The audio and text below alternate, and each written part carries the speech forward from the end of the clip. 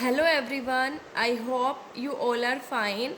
आज हम twelfth Indian economy के अंदर जो हमारा फर्स्ट चैप्टर चल रहा है उसके अंदर आज हम हमारा नेक्स्ट टॉपिक करेंगे जो कि है foreign trade under the British rule. कि ब्रिटिश रूल के टाइम पर जब ब्रिटिशर्स थे हमारे इंडिया के अंदर तो उस टाइम पर फॉरेन ट्रेड जो है वो कैसा था। सो देखिए, British rulers exploit the international trade off India. जो ब्रिटिश रूलर्स थे, जो ब्रिटिशर्स थे, उन्होंने इंडिया के इंटरनेशनल ट्रेड को काफ़ी एक्सप्लॉइट किया। ठीक है, देखिए कैसे।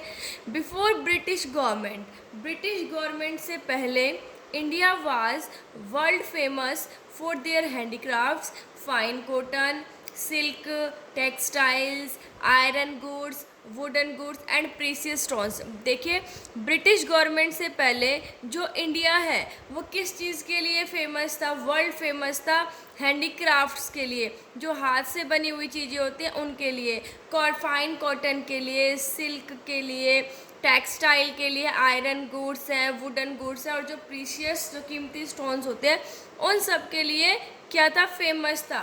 But Britishers destroyed everything by applying discriminatory tariff policies.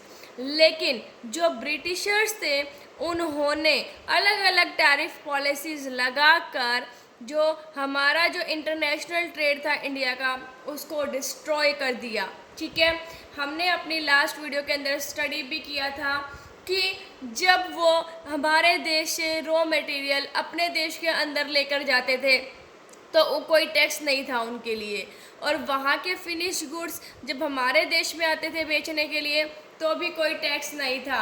लेकिन क्या था, अगर हम लोग क्या करते हैं, ठीक है, हम लोग कोई एक्सपोर्ट करते थे, मतलब इंडिया वाले अगर कोई एक्सपोर्ट करते थे तो उस पर वो हैवी ड्यूटी लगा देते थे। सो इसलिए जो ब्रिटिशर्स हैं उन्होंने काफ़ी डिस्ट्रॉय किया इंटरनेशनल ट्रेड को इंडिया के। नेक्स्ट है state of India's foreign trade at the time of independence can be described as follows. देखिए, जो इंडिया का फॉरेन ट्रेड है इंडिपेंडेंस के टाइम पर किस टाइप का था उसको अभी हम ये स्टडी करेंगे। पहला है net exporter of primary products and importer of finish goods. अब जो इंडिया है वो प्राइमरी प्रोडक्ट्स का एक्सपोर्टर बन गया और फिनिश गुड्स का इम्पोर्टर बन गया।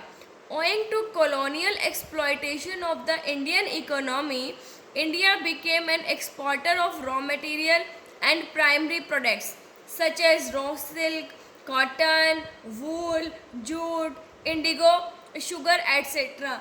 देखिए, जब इंडियन इकोनॉमी का कॉलोनियल एक्सप्लॉयटेशन हुआ तो जो जिस चीज़ के लिए इंडिया फेमस था, हैंडीक्राफ्ट के लिए, फाइन कॉटन सिल्क के लिए, हैंडीक्राफ्ट इंडस्ट्री को तो वैसे ही उन्होंने ख़त्म कर दिया, वो हमने कल ही स्टडी किया था। ठीक है, और जो ये फाइन कॉटन सिल्क जो इसके प्राइमरी प्रोडक्ट्स थे उनको क्या करता था?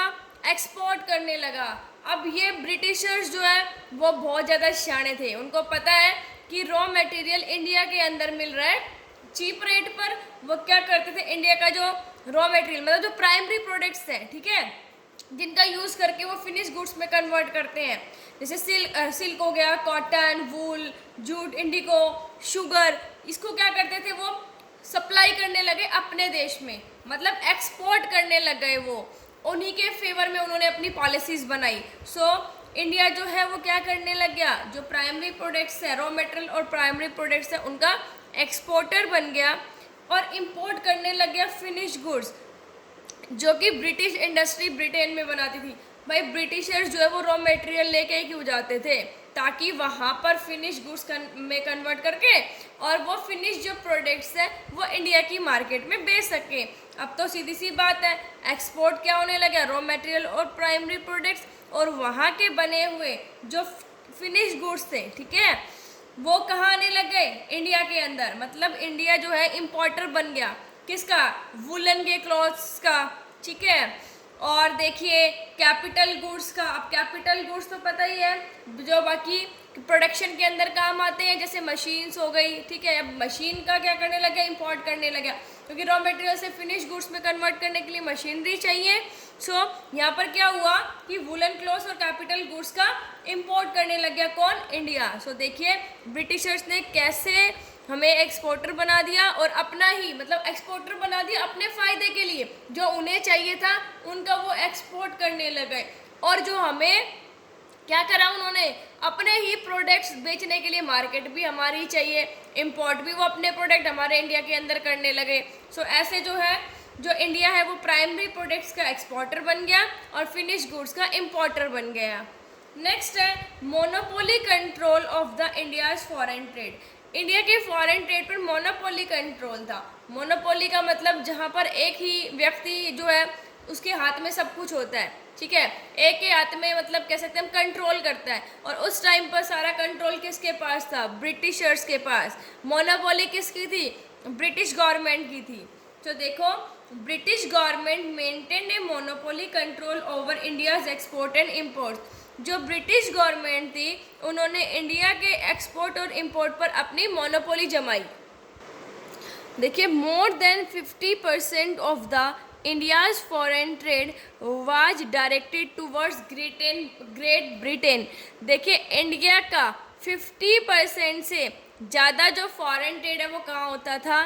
ब्रिटेन में होता था, क्योंकि ब्रिटिशर्स यहाँ से रॉ मटेरियल और प्राइमरी प्रोडक्ट्स की सप्लाई करते थे, ठीक है, एक्सपोर्ट करते थे अपने देश के अंदर। तो इंडिया का 50% से ज़्यादा जो है ना फॉरेन ट्रेड वो ब्रिटिशर्स के पास था, मतलब ब्रिटेन में करते थे वो लोग, ठीक है।